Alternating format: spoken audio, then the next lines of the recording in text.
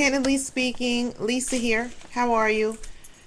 I hope all is well. I hope you guys missed me. I missed everyone. I did. I think I'm going to start doing my shows more often. But BET Hip Hop Awards, I was not able to catch last night, so I'm not sure if you guys did or not. But I just heard that Mike Epps did a fucked up job.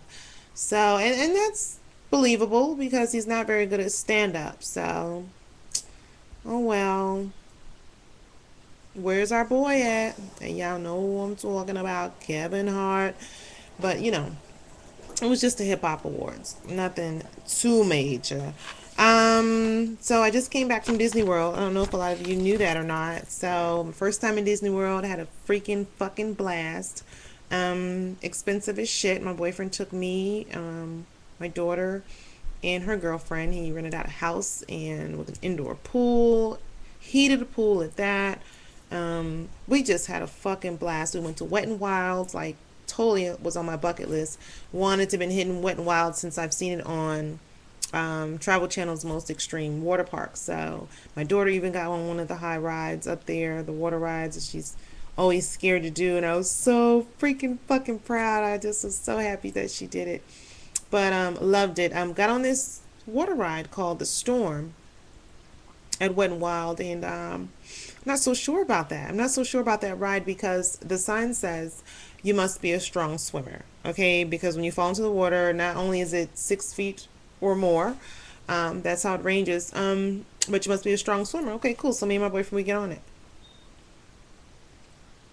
Both of our lives had to be saved. Yeah, the storm. The storm. And when you come down, you fall into this little hole thing with the water, like tub of water, and there's lifeguards on each side, and with their little safety whatever thing to catch, the little rubber thing. No ma'am. No ma'am. So when I fall down in there, I come up and I can't see shit. It's like someone pouring 32 buckets. I don't know where I came up with the number 32, but 32 buckets of water at the same time. 32 people with 32 buckets just pouring it in your face, over your head. Ooh, pardon me. Excuse me. But you couldn't see. It was like being in a waterfall. You could not see anything, and then my hair kept getting in my face. Whatever, so I'm trying to get it out, trying to still see. I'm just looking for an edge anywhere that I'm going back under because it's pouring on your head. It's weighing on your head, and all I can hear is this tiny voice, over here, over here. So that's the lifeguard. She didn't even jump in or anything. She just handed me this thing to grab on. I grab onto it. I'm like, this is freaking fucking ridiculous. There's no bottom. I'm almost 6 feet. How was this 6 feet? This was not 6 feet. I was so under there. I come out of it. On the other side, the guy tells me that my boyfriend scared him to death because he thought he was a goner, because he's over there struggling under the same thing I am, because he's not going to really admit that he was drowning. He says he was looking for his other sandal or flip-flop or something. Yeah, right. You were drowning, dude, just like me. And so that ride, but I want to like conquer that. Like I want to get on that again. I do want to get on that again. Had a blast. So, oh yeah. So my ears. These are my Mickey Mouse ears. Isn't that hot with a veil and stuff? So fucking cute. But whatever. Back now. Broke. Yeah. I hate like sometimes I turn like that. You see how long my nose is, and then I read all my comments and shit. I just don't comment on them. But so one guy says my nose looks like a cock. No, actually, I think maybe 3 people said that. So does it really? But anyway, side view is fucking horrible. Even sometimes the front, but still. Had a blast. So last night, I'm like, you know what? I have all this trash in the back. It's a trailer in the back yard that my boyfriend uses to load his bikes up on. His motorcycle and dirt bikes and stuff. And I use that to throw trash onto because somehow, I don't know, the trash bill has gone to collections or whatever. I don't know. They're supposed to email me or something. And I just haven't been really. I called and left a couple of messages with a couple other trash companies, and no one's called me back. I don't know what's going on. So I just still be throwing it. Ooh, burping and sneezing. I'm sorry. I still be throwing. Well, whatever. I still throw it out there in the back. So yesterday, I used to use my neighbor's trash can because my neighbor rents out their home, and the people that were there are gone now. So I said, well, I'm sure they still have service. Let me go over there. So I've been using theirs in the wee hours of the morning, like 3 and 4 in the morning, tiptoeing out there and rolling it all slowly on the grass, making sure it doesn't hit the driveway so no one will notice. And then, I've had no problems, but someone's moved in since then, and they keep their trash can in the garage.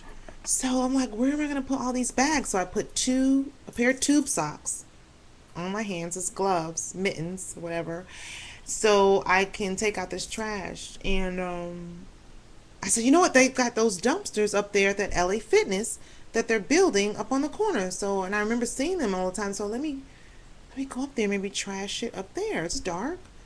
As soon as I turn up there in that little gravel circular driveway up there by the dumpsters, I throw one bag in there. I felt like I was throwing a body out, like I just body parts in the trash can. It's kind of weird. This truck whips up on me with the high beams. I'm talking about the high beams and then those other extra lights at the top, like he was hunting. And I was like, oh my God. So I'm lifting up my tube sock hand. I'm like, oh my goodness, what's going on? Jeez, the light. And I was like, ma'am, what are you doing up here, ma'am? Sir, I was just throwing away this trash. And he was like, you can't do that. This is a federal, whatever, some kind of offense, whatever. And this is a fine. You can go to jail for this. And I'm like, oh no. Jail. I said, my neighbor says she does this all the time. And I thought, he was like, no, ma'am. I said, oh, I'm so sorry. Please don't arrest me. I peel off and I leave. And I'm like, fuck, where am I going to put this trash? I have this trunk full of fucking trash. Where am I going to put it? So I'm scouring the neighborhood, trying to look for who's not paying attention, whose trash can could I use, or what abandoned house has debris already in front that someone has to clean up anyway.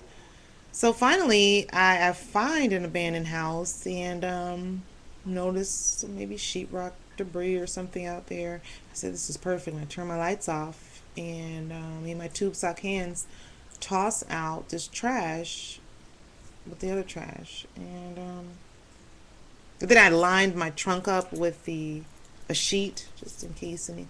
It's weird. But anyway, that's where I'm at with that. It's totally irresponsible. The hell, you can go to damn Disney World and not have trash service. I don't know when I'm going to get my life together. But, oh, I'm thinking about moving to Cali. Yeah, so I'm thinking maybe within the next 2 years or so, moving to California. Yeah, I'm thinking about a big move, a big change. And why the fuck not, right? Who the fuck wants to be stuck in one place? I mean, if you got it going on and you're saving up for that gold wheelchair and that platinum cane, by all means, go fucking do it. But not me, buddy. I want to see the world. I want to see as much of it as I can. I want to meet as many people as I can. I want to indulge in different foods and different activities. I want to learn about different people's customs and cultures. And I just want to see more. And nothing's really hindering me right now but money and perhaps a job there, but hopefully I'll be able to do so soon. Did you guys hear about those the two divers that were left from scuba diving in Florida just as recently, scuba diving trip, and reminds me of the movie Open Water, when the two scuba divers, the couple, got left out there. When they came up, the boat was gone. Can you imagine how fucking freakish that would feel if you come up scuba diving and there's no one fucking there in the ocean?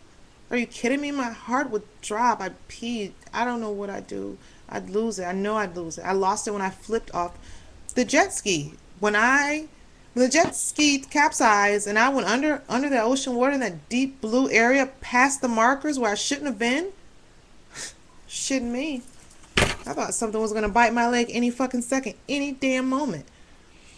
But they were hanging on to a buoy for like 2 hours, I believe, until a private yacht, came and rescued them. So it's a good thing that they're safe. I did want to jump into this other topic that a viewer sent to me when he was saying that, when you're in a relationship and how you, when things are going good, you talk about things that's going on in your life, how was your day, and when things are dying in the relationship, he said it seems as if the girl he was with, her conversation became short, and she didn't have much to say about how her day went, what's going on with her. She didn't want to share things with him. And eventually, he got the hint and he stopped calling her and stopped texting her. He said eventually there was just nothing to talk about. And then he said after days went by, she called him just out of the blue. And what I can say to that viewer is, women have done that. I've done that, and we do that. Um, and sometimes a lot of that can be because we're no longer interested in you.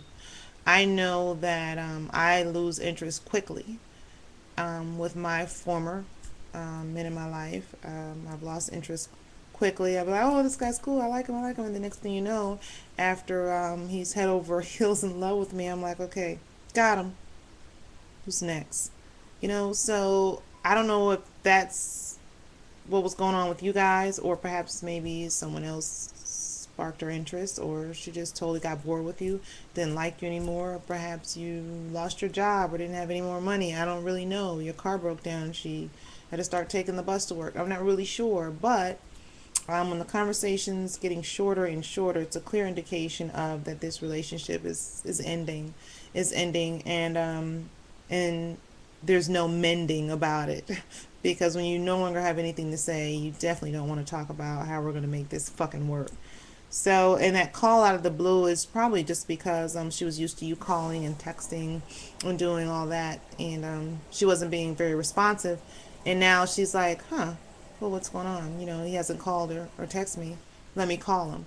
So sometimes it's an ego thing, and then it's just a, I wonder why. Not that she really gives a fuck about you anymore, or she's madly in love with you again, or just wants to get things back going. No, it's usually other reasons, and none of them are positively in your favor or on your behalf. All right, so thanks for talking to me, guys. I think might start doing my shows a little more often. I used to do them daily a long time ago when I first started, and then I went down. So I might start doing them a little more. I don't know. Sometimes I just try to make sure I have the best attitude for you guys, and sometimes I'll show you like my worst fucking day. So it just depends. Thank you for your topic too. I really appreciate that. And I appreciate you guys listening as always and giving me your feedback and comments. Yeah, I appreciate that. Um, Till next time, look up, not down, and broaden your fucking horizons. Peace.